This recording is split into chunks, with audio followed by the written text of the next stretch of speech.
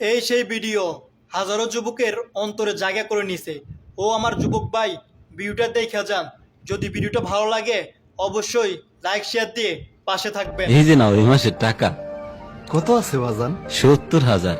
যাক, লোনটা শেষ হইলে বাড়ির কামে হাত দিবানি।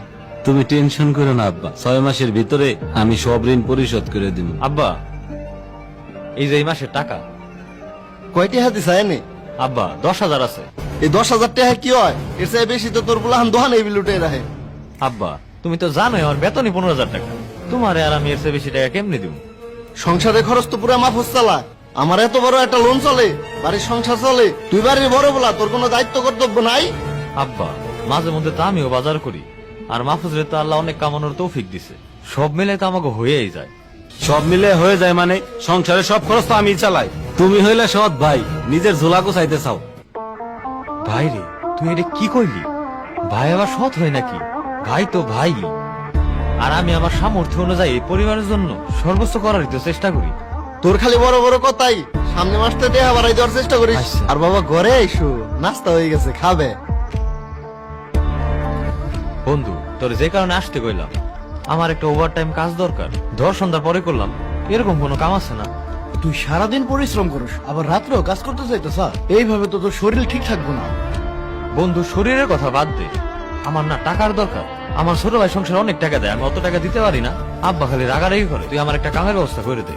সবসময় তোর আব্বা তোর সাথে শুধু রাগারাগি করে। তোর ছোট ভাইরা সবকিছু বন্ধ রেখে চাকরি পাই দিল। তোর ছোট ভাইয়ের চাইতে তুই শিক্ষিত, তোর তো কিছু করে দিল না। আরে আমারে দেয় নাই তাই কি হয়েছে?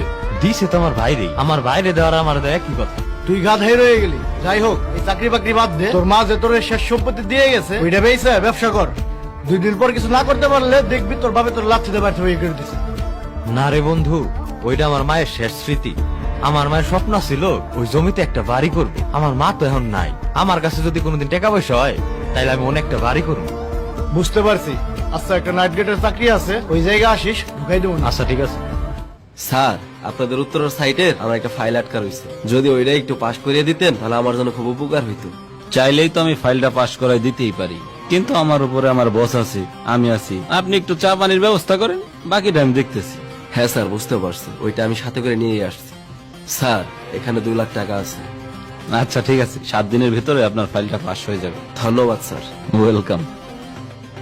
আহ আহ আহ আহ।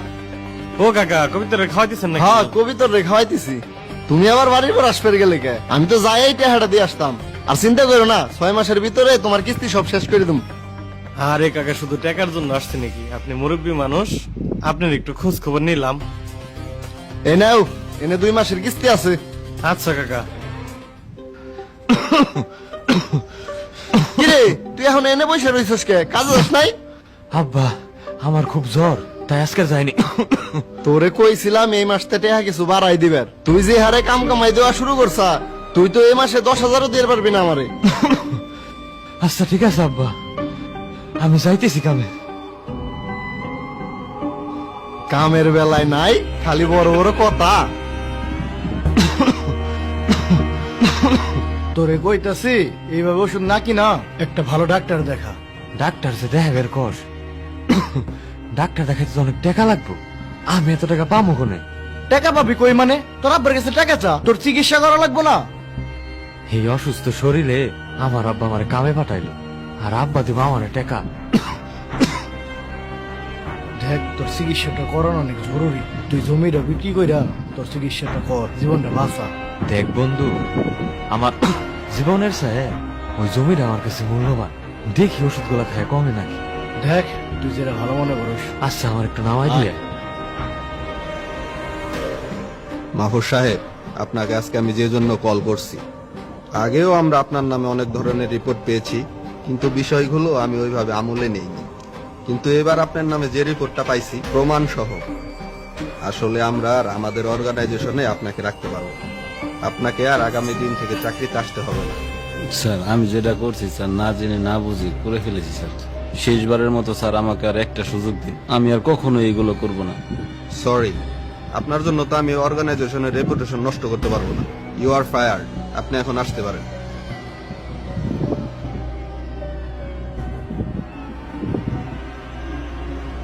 আব্বা, আমার না চাকরিটা চলে গেছে।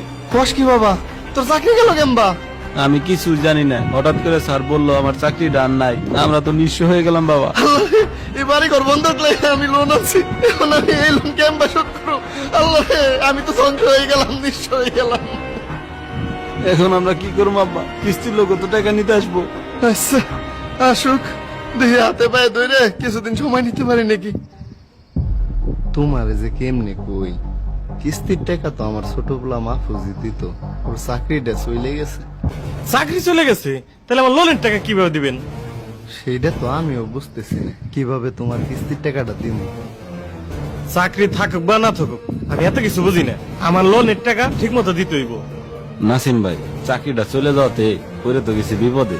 আমার একটা বছর সময় দেন, আমি আপনার সব টাকা শোধ করে দেব। আমি কোনো সময় টময় দিতে পারব না। আপনারা বাড়ির দলিল রেখে আমার কাছে লোন নিছেন, একটা কিস্তি মিশাইব, আমি এই বাড়ি এসে দখল করুম। বাবা, আমি তো বিপদে বইরে তোমার কাছে অনুরোধ করতেছি, আমি এখন টাকা কই পাম? আচ্ছা ঠিক আছে কাকা, আপনি যেহেতু এত করে কইতেছেন, আপনার আমি 1 মাস সময় দিলাম, সামনের মাস থেকে আপনি কিস্তি রেগুলার দিয়ে দেন। ভাই, আমি যদি পারতাম তাহলে তো আমি এই মাসের মধ্যে কিস্তিটা দিতাম। আমি এই মাসের ভিতরে পারম না। আমার এবার একটা বছর সময় দেন, তারপর আপনার আমি সব কিস্তিগুলো শোধ করে দেব। 1 বছর সময় দিব মানে ফাইজলিম শুরু করছো নাকি? সামনের মাসে যদি কিস্তি না দাও, সামনের মাসে বাড়িঘর খালি করে দিবে, আমি বাড়িঘর এসে দখল করুম। বাবা, তুমি একটু বোঝার চেষ্টা করো। কোনো বুঝাবুঝি নাই। ভাই আপনি তো মাথা গরম করতেছেন কেন? আপনার সামনের মাসে টাকা লাগবে তো, আপনি সামনের মাসে এসে পুরো টাকা নিয়ে যায় আমার কাছ থেকে। তোমার কাছ থেকে টাকা নেব মানে? তুমি করে একটা এসআর চাকরি, তুমি এত টাকা কিভাবে দিবা? আমি যে চাকরি করি না কেন, 1 মাসের ভিতরে আপনি আপনার টাকা বুঝে হলেই তৈল। আপনি এখন যান ভাই। বুঝছো, সময় কিন্তু 1 মাস। বুঝছি ভাই। ফাজান রে, তুই এতগুলো টাকা এখন কেমনি দিবি? আব্বা, তুমি তো আর আমার কিছু দেও নাই, আর আমার থাকার মধ্যে আছে হলো নানি বাড়ি থেকে যে সম্পত্তিটুকু পাইছি ওইটু। আমার মায়ের শেষ স্মৃতি, ওই জমিটা বিক্রি করে দিব। তুই ওই জমিটা বিক্রি করে দিবি? তুই তো কোনো বিপদে ওই জমিতে হাত দিস না। আব্বা, আমরা এখন যে বিপদে পড়ছি, এর সে বড় বিপদ তো কোনোদিন আসে নাই। তোমার আমি কত তুচ্ছতা ছিল করছি, আর তুমি আমার সৎ ভাই হয়ে তোমার শেষ সম্বলটুকু আমার জন্য বিক্রি করে দিবা। ভাই রে, তোকে তো আমি আগেই কইছি